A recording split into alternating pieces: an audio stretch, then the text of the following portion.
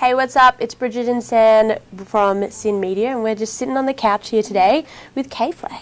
What's up, guys? Yeah. So you're currently on the Groovin In The Moo tour, yes. And you're also just like going into the major cities as well. How has that been? It's been really good. It's our first time in Australia.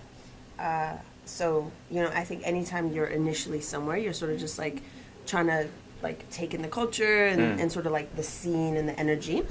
But I have to say it's been like amazing energy and like super, just like every set has been like very, very like passionate crowds. Which is cool. So we live up to the American hype?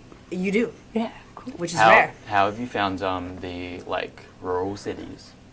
Well, it's been cool, and we were like chatting with some other just like Australians. They're like, many Australians never go to these like places. Like we were just in Townsville. Yeah. And for me, I don't really know what's going on, so to me it seems normal. But I think it's really cool, and I think the spirit of the festival, trying to like bring cool music everywhere across the country. Like I've spent so much time touring in the United States, like really little cities, and so it's nice to like do that out here. I mean, you have like a really large country, not as huge landmass, not as populated, so there is this like mega separation, but it's been really good. Yeah, because people just usually just go to the East Coast and then they're done. Yeah, right. The major cities. Yeah, it's quite crazy. Yeah. Have you sort of seen anything that? So given that we're like a sort of another Western country, is there anything that you found very distinctive to Australia? You guys say no worries a lot. Yeah, we do. Instead of like you're welcome, you say no worries. Yeah. You're like, oh, thank you, but no worries, no worries. Yeah. Which I like. It's a very laid back. I wouldn't be surprised if you got that from after getting your coffee this morning. Actually, I did not purchase this coffee. Deal. It's right. Well, you have a pretty successful album that just came out, so I feel like you have the diva deserve rights. for someone to give me. Yeah. How have you found the response to the new release? It's been really good. I was just finishing like a really long U.S. Canada tour, like about 2 months, and then the record came out. So it was sort of like I didn't even have time to think about, or anticipate what was coming. But I think it's been really good. The record, I made it sort of over the course of a year, just kind of sporadically like recording throughout that time period, and so it came about really naturally, and all the collaborators, like it just felt like something that, how sometimes like things are easy and it's like easy the whole way through. That was kind of like the vibe for this whole project. So it's felt like really natural for it to come out. Cool. And and then it's obviously like cool to see people connecting with it and enjoying it. How have you found the reception of music change over the duration that you've been making music? Like, sort of moving from this very sort of physical output into something that's far more internet-based. Do you find that you're focusing more on your Twitter feed or whatever it happens to be when it comes down to actually putting something out and getting something back? Well, I think in certain ways, for sure, there's more of a focus on social media, but I feel like the transition to streaming and like internet consumption has really like impressed upon me the importance of the live show, because I think we sort of exist in this moment where like we could right now like make a song right here and sound kind of good, like, and put it on the internet and take a picture with like cool lighting and we look a certain way, like you can curate yourself pretty precisely using the internet, which I think is great, and there's a lot of opportunities for creativity there, but for me it's kind of, it just emphasized the importance of like that physical moment at the live show when there is no filter. You have to like create an experience that people want to be a part of. They have to physically go somewhere to be a part of it. They have to pay money to to be a part of it. And so I think like I really enjoy kind of social media interaction, and I think it's a cool place to like, especially for me, a lot of my music is like a bit darker, and I'm not, as maybe you can tell, like I'm not interpersonally like a super like, like goth or whatever. so it's a good place for me to like tap into those elements of my personality, you know, and show people another side too that isn't just like the musical. Yeah. So do you guys spend a lot of time as a band collectively working on your live set? Yeah, I think, you know, part of it is just playing shows. Like, Yeah. we rehearse, but there's sort of no rehearsal like the real thing. Yeah. You know, and like when you can actually, I think for me it's been a huge learning experience because I didn't grow up performing like per se in any way, like in plays or music or anything like that. So I sort of didn't have like a, maybe, you know, I developed it later, an understanding of what you're supposed to do on stage. Yeah, and like the level of, I guess, showmanship. yeah, and just like what, and now, like we were talking before, like I went to a show last night. We go to shows all the time. Like, I love going to live shows. It's just, it helps me to understand, like, as an audience member, what are you looking for too? Like, what, as the person in the crowd, do you seek at this experience? Yeah, and I think there's sort of like no substitute for the real thing. Yeah, and so in this experience of watching your co-headliners and that sort of thing, what do you seek as an audience member? Well, I think probably the two biggest things for me is, number one, I want to see, and I think what I really enjoy about the live show is like the true passion of the person up there. Like, I've been to shows that were completely like no one was there, right?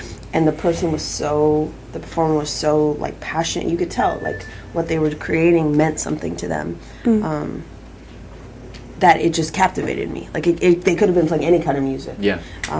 So I think part of it is kind of conveying the connection to what you do, like, regardless. Because like it's sort of true. Like, if you listen to somebody talk about something that is their life's work and passion, it's amazing to hear about, even if it's not like what you're naturally. It's almost like intrinsically interesting because of that level of Yeah. care put into it. Totally. So I think, like, on the one side, there's definitely that, and on the other side, I think it's about creating like an atmosphere, and sometimes that atmosphere is like really quiet and moody, and that's okay. That's not the atmosphere I create at my show, but sometimes it's like totally energetic and no judgment, like, be yourself. You know, and there's obviously like gradations in between, but I think it's sort of about like establishing the mood and just being like authentic and passionate about whatever you do. So I guess like talking about your whole like musical influences and creative like juices, you were talking about how it doesn't really matter, I guess, like what music they're playing, because like you're into it, like any of it pretty much. So does that mean that you pretty much listen to like a wide spectrum of stuff when you're like a kid, or? Well, I did. I mean, the weird thing about me is that I didn't develop like an emotional connection to music until I was like 20. You know, like, I didn't have those teenage like years of angst where I was like, the only person who can understand me is Ozzy Osbourne, or, you know, whatever. Like, I didn't kind of enter into that relationship with music until later in life. But once I did, you know, I initially started listening to just a lot of rap. That was like the main thing that I was listening to. I was living in California. I just moved out for college. There's like tons of indie, cool, like super conscious, sort of like kind of slam poetry, whatever, music that was being made out there. So that was really like compelling to me. And then the sort of genesis of my music life after that has been just like the expansion, you know, like starting from there. But starting from, I think what I loved about it was like that first person storyteller, like, it's passionate music, like, and I'm not talking about like super commercial whatever rap, but like it's such a passionate, like, urgent, I must say this, and like so much of that is really political and historically has been. So it's I think it's probably like no surprise that that's what I like at a live show and like in, you know, whatever. Have you found that you have gone into phases of being interested in like one sort of music over another during your relatively short relationship with music? Yeah, I mean, lately the kind of new frontier for me has been like heavier music, rock music, which I used to feel like was anxiety producing. Like I would hear stuff like that was like really heavy, and it would make me feel like something bad was about to happen. Made you feel kind of tense. Yeah, like uneasy, right? And like I've talked to people about this because a lot of friends that I have from before and then that I've met along the way, like for them, heavy music is a release. It's like a way to sort of like get rid of this energy or experience it in a positive way. Whereas for me, it just kind of like put me in a little like the fetal position. But so that's been kind of I think the new frontier recently. And then definitely had a few years of just listening to a lot of electronic music. Yeah, and then like kind of, you know, always the class. You always return to like those records that, and like, you know, those were a lot of rap records, and then a lot of sort of like a sad girl singing songs about life. Yeah, sad pop is my fave. Yeah, it's good.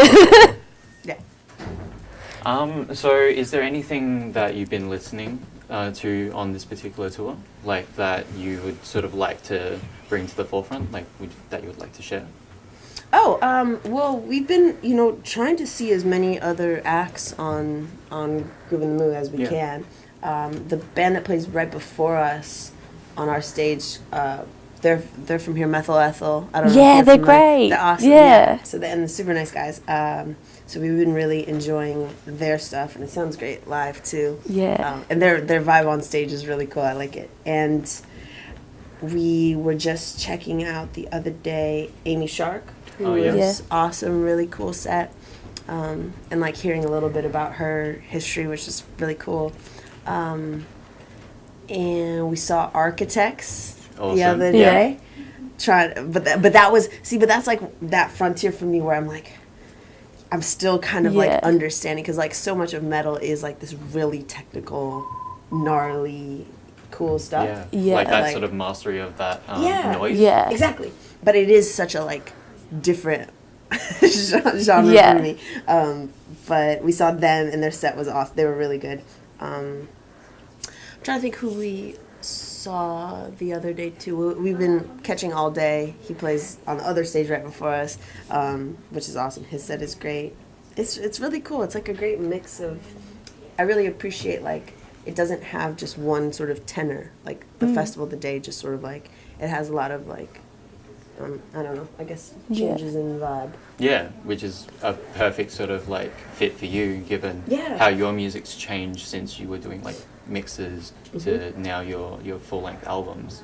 How have you found the process of writing be sort of streamlined as you've done it more, or do you think it's still fairly scattered and when the moment comes, it comes? Well, I would say that like when I'm on tour, and actually last night, like I had this idea for something. So sometimes I'll get these sort of like random bursts of inspiration, and they usually tend to be like a couple of lines, a concept, some kind of like image or a visual thing. But aside from that, like I normally, if I sit down to write, like I'll write a song. It's just about making time and making space. Yeah. And I find like that's the tricky thing. Like I know some people who tour and like record and write massively while they're on tour. For me, that's hard because it's like I sort of need these zones that are like creative zones. Like this room is a creative zone. And it might just be like a corner of a little place. It doesn't need to be like a nice room, but it's sort of a place where mentally, like psychologically, I've decided like this is going to be a place where I make this is stuff. happening. Yeah.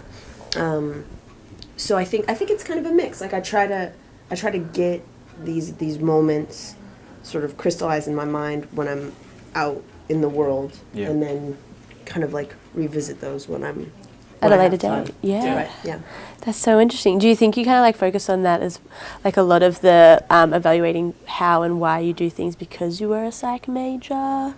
Well, I think partially. I mean, I think I've always had a natural interest in why people behave in whatever way that they do. I mean, I think it's interesting to us all. Like, that's a natural thing to be interested in. And certainly, like, I was also raised in a pretty, like, talk out your feelings, like, think about what's happening, like, work it out. Take time to assess everything. Yeah, and so I think that's just kind of like how my mind works. Like it's not easy for me to act and then not consider why I have acted in that way. And then, you know, studying in college, I think more than the discipline specifically, I think it like just again reinforced to me that the curiosity I had, and I think curiosity is like probably one of the most important things in life to retain. And you know, like every kid has curiosity, and it's the thing that gets like beaten down potentially by institutions and other people and all kinds of things. Poverty, a million different things can beat it down. And I think it's like really important to try to keep alive. Of course. You know? I did also want to quickly ask just about your newest single, High Enough. Oh, yeah. That is the latest one, yeah? Yeah, exactly. Okay. Oh, sorry. I think the coffee just hit. I'm kind of like looking across the street. Okay. Love it. It's going to be on our Sweet 16 playlist for the week, which is just like a little scene thing that we do, just like our fave 16 tracks, which is really fun.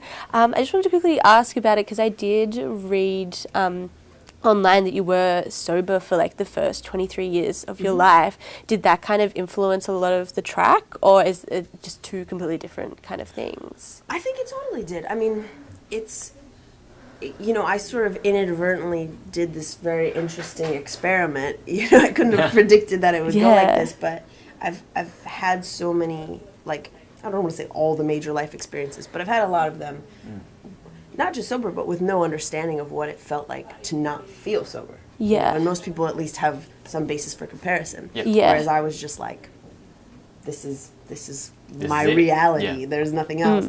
And I think, you know, there's something really beautiful about that. You know, like the purity of experience. And it's something like, I think it's the reason when we're in nature, you know, we're just like, it does feel transcendent in some way, and I think it's just because you're so in touch with like the moment, being alive, other things being alive, whatever. And so yeah, I think I always have that in my mind, you know, to remember like sort of the sanctity of that feeling. But just wanted to write a song. I mean, I wasn't even thinking about it. I just sometimes, you know, you just feel like so connected to the moment. In a way that's like really pure and natural and doesn't require additional materials. Yeah, I get you. Would you recommend it for anyone else, being sober? Oh, I mean, I certainly think the balance is important. I think balance is the hardest thing in life. Yes. In general. Also physically, it's hard to balance. That's why it's like a Olympic event. But I think, I mean, it's obviously everybody has their own sort of like prerogatives and ways of experiencing the world, but I do think it's really it's important to carve out time that is just like a really like pure connection to yourself, other people, the physical world, the creative world, all those sorts of things, but also to like find ways to be outside of yourself, whatever that is. Yeah. You know. Have you ever found yourself revisiting your old work and just listening to it? Because I know a lot of artists actually spend a lot of time refocusing themselves on what they're currently doing and don't go back and listen to their old stuff and sort of have that level of like reminiscing, or just like, how do you feel about your old stuff? I don't listen to too much of it. You know, I think you get in this mode where you're working on it and you have to hear it so much that for me, I just sort of want to like move on to the next thing. But you know, there is a way in which it is relived again, like in the live set. Like I'm playing shows where, you know, we're playing for an hour and a half and I'm playing songs that I wrote 5 years ago. And so I am kind of revisiting it, but I feel like it's like that different lens. I'm not listening to like the original recording, but I am thinking about like that original feeling and that original, I guess, you know, the beginning point of an idea, and thinking about like, whoa, now I'm here however many years later, like kind of reinterpreting that, like how have I moved forward, how have I stayed the same. So yeah, I'd say more like in a live capacity. It's hard to listen to yourself kind of in a weird way. You know, like it's odd because most people don't have like recordings of themselves at, at a younger age. Yeah. So it's kind of like, it's sort of a trip, but yeah. Yeah. So we have been talking a lot about your live sets, and your tour is pretty much almost over in Australia. Are we going to be expecting you to come back anytime soon? I really hope so. We're like talking right now to try to figure it out, but yeah, definitely want to make, you know, it's like you put in time, places, and you build something there, and like that's a really important part of this whole experience of making music for me. And this feels like a great first step in that process. So yeah, hoping to be back. I have no specific time, but soon, not long. Are there any other countries that you haven't been to and you want to, or any countries that you want to like sort of re-experience? I haven't been to anywhere in South America, and I'd really like to go there. And I have a few friends who've played down there, and it's just like a really, again, like the energy of the crowds, and it seems like the response to live music is just really excited and true and energetic. So I'd love to go there.